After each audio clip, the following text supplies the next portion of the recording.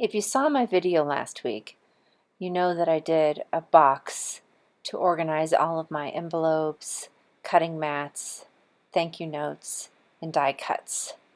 Now my goal for this week was to cut out some words on the scroll saw to put on the front of my board.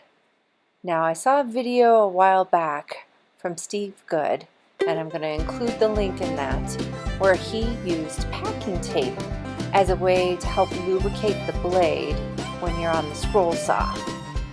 Now, there's a heavy lesson learned in this video that comes from taking one piece of information from someone's video without incorporating what you've already learned in the past. So instead of using blue tape and adhesive to attach all of the words that I put together on Inkscape to put on my box, I just used packing tape, thinking that, oh, maybe he knows something that I don't.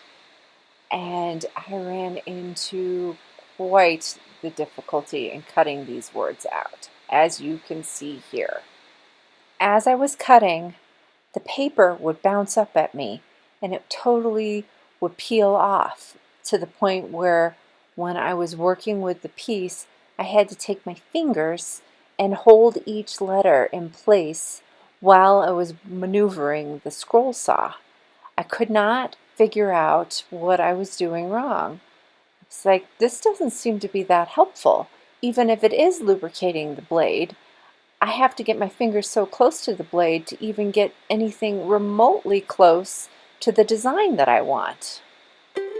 I also realized that because I did not have blue tape and adhesive on my design, on my Baltic birch, the Baltic birch splintered.